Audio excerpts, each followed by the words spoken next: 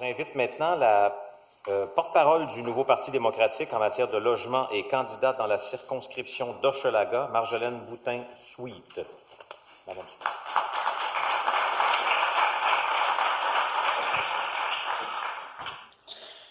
Ben oui, il y a 3 ans, j'ai eu la chance qu'on me lègue le dossier du logement. Donc, j'ai été porte-parole du logement depuis plusieurs années maintenant pour l'opposition officielle à Ottawa.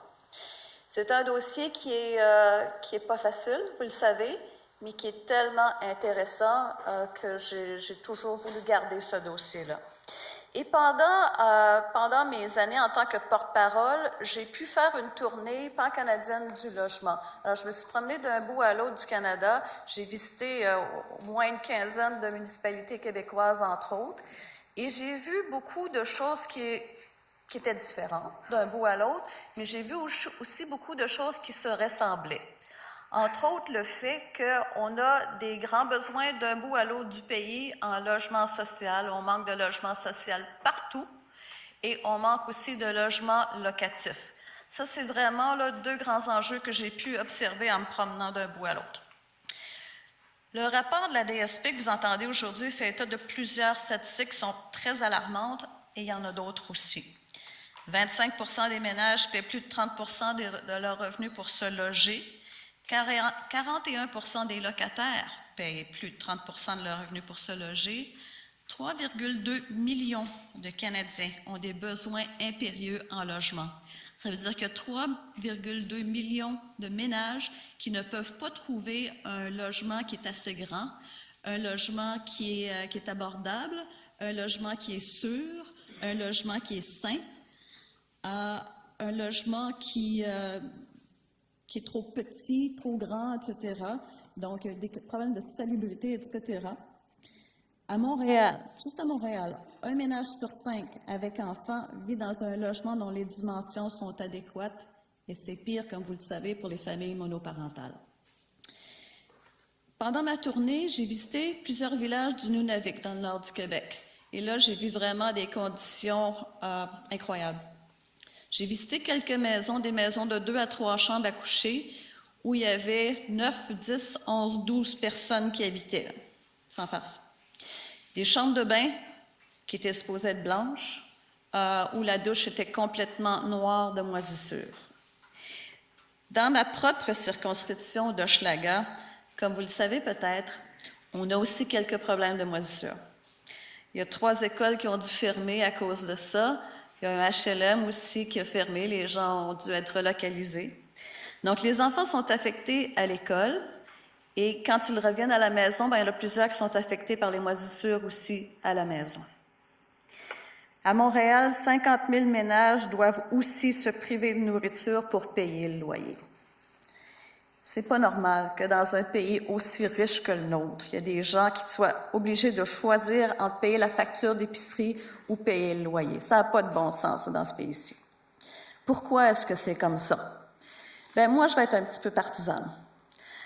Depuis 25 ans, il y a des gouvernements libéraux et conservateurs qui ont coupé 46% des investissements fédéraux en logement. 46%. Les libéraux de Paul Martin ont décidé de cesser de construire du logement social, puis les conservateurs ont aggravé la situation en refusant de préserver le financement du logement social. Ils ne veulent pas renouveler le financement des ententes lorsque les ententes prennent fin, les ententes d'exploitation. Aussi parce que le gouvernement Harper a décidé unilatéralement, on n'a parlé à personne, d'imposer une approche d'intervention de lutte à l'itinérance. L'approche du logement, d'abord, a fait ses preuves, oui, mais ce n'est pas une panacée. En concentrant le financement de la stratégie de partenariat de lutte à l'itinérance, donc de la SPLI, sur une approche unique, on laisse peu de place à la prévention. Par exemple, dans Hochelaga, suite à cette réorientation-là, la moitié des postes d'intervenants risquent d'être coupés. C'est beaucoup. Pourquoi est-ce qu'il faut laisser les gens se retrouver dans la rue avant de les aider? Ça n'a aucun sens et c'est complètement inhumain de faire ça, à mon avis. Et je pense à votre avis aussi. Au NPD, on a compris depuis longtemps que le logement, c'est un déterminant social de la santé. On a aussi compris depuis longtemps que la solution, ça ne doit pas venir d'en haut, mais plutôt des communautés qui connaissent les besoins et qui font face au jour le jour, comme vous tous ici, par exemple. Ottawa doit travailler avec tous les ordres de gouvernement et la société civile pour en arriver à des solutions qui répondent aux vrais besoins. On a aussi besoin d'une vision à long terme.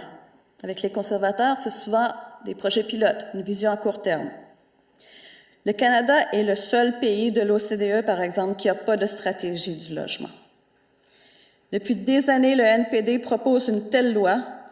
Et puis, je vous le dis, un gouvernement néo-démocrate promulguera la loi sur le logement, qui reconnaîtra le logement comme un droit et conduira à l'élaboration, avec les provinces, municipalités, Premières Nations et les intervenants du milieu, d'une stratégie du logement.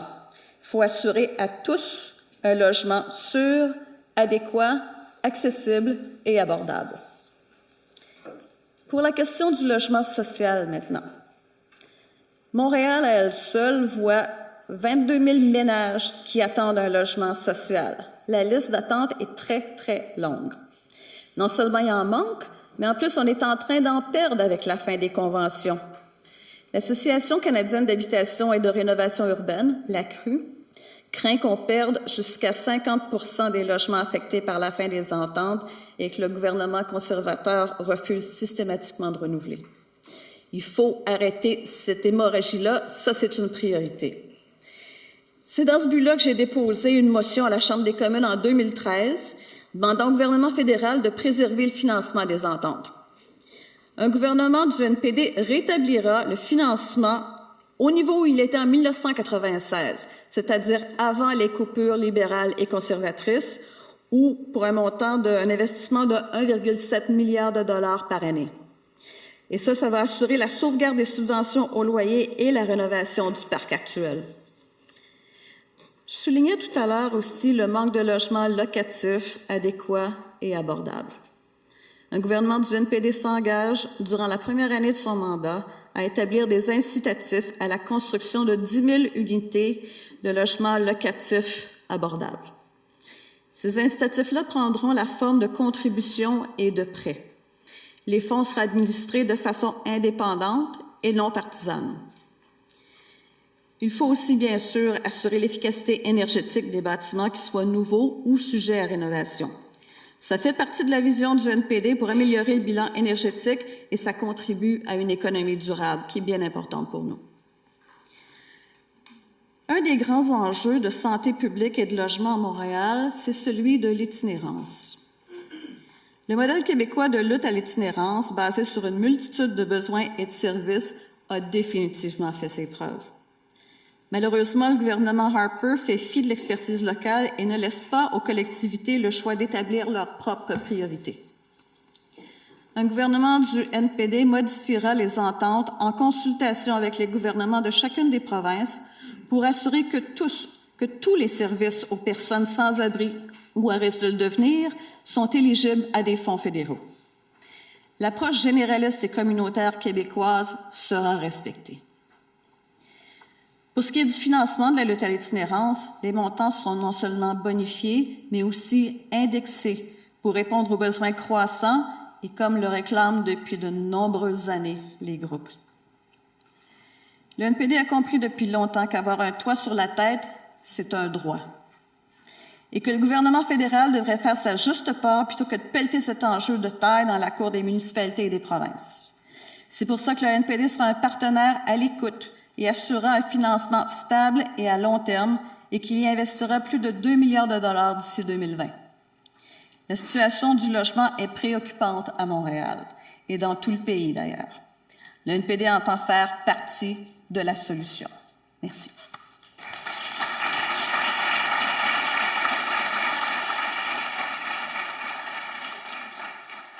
Merci, Mme Boutin-Sweet. J'invite maintenant